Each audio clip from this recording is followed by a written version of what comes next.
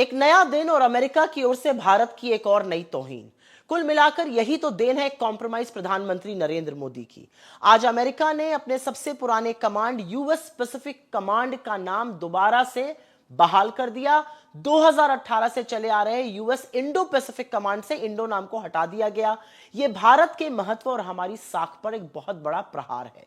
US Pacific command की स्थापना आपको याद ही होगा 1947 में राष्ट्रपति हैरी ट्रूमन ने की थी।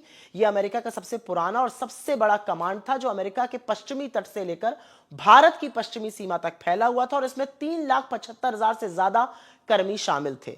मई 2018 में ट्रंप के पहले कार्यकाल में वहां के रक्षा सचिव जिम मैटिस ने बड़े गर्व के साथ इसे इंडो पैसिफिक कमांड नाम दिया था और उस वक्त कहा था कि हमें भारतीय महासागर, भारतीय सबकॉन्टिनेंट और खुद भारत की बढ़ती अहमियत को मानना ही होगा। और इसीलिए मैं सुनिश्चित करना चाहता हूं कि यह कमांड का जो नाम है वो जमीनी हकीकत को दिखाए और इंडो नाम ऐड हुआ था। यह एक ऐसा कदम था जिसने भारत की उभरती शक्ति को स्वीकारा था और मैटिस ने उस समय बॉलीवुड से लेकर हॉलीवुड, पेंगुइन से लेकर पोलर बेयर इत्यादि की भी चर्चा करी थी। यह क्वाड के पुनरुत्थान के लिए भी एक कदम था जिसमें अमेरिका, भारत, जापान, ऑस्ट्रेलिया वगैरह शामिल हैं और इसमें बहुत सारी जॉइंट एक्सरसाइजेस होती थी।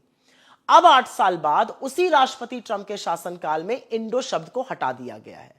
भारत का नाम हटाने में अमेरिका ने एक संदेश दिया है कि अमेरिका के लिए अब हमारी वो अहमियत नहीं रही।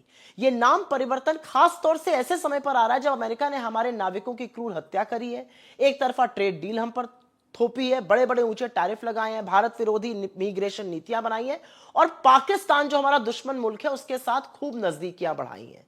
असलियत तो यह है कि इंडिया ने क्वाड में, इंडिया ने इंडो पैसिफिक कमांड में बहुत निवेश किया और इंडो नाम हटाया जाना कोई छोटी बात नहीं है क्योंकि इरादा जो है वो संदेश देने का। अदरवाइज आप अपना नाम 8 साल में बार बार थोड़ी बदलते हैं। यह नाम परिवर्तन देश का अपमान है और यह इसलिए हो रहा है क्योंकि हमारा प्रधानमंत्री कॉम्प्रोमाइज्ड है जिसको इंस्टाग्राम की रील पर चर्चा करने से फुर्सत नहीं है। मुझे पूरा विश्वास है कि ट्रंप के साथ अपनी मीटिंग में ना तो वो क्रूर हत्याओं का मुद्दा उठा पाएंगे, ना तो वो ये बात उठा पाएंगे क्योंकि उनकी कोई ऐसी नस अमेरिका ने दबाई हुई है जिसके चलते नरेंद्र मोदी अमेरिका की गुलामी करने को मजबूर है।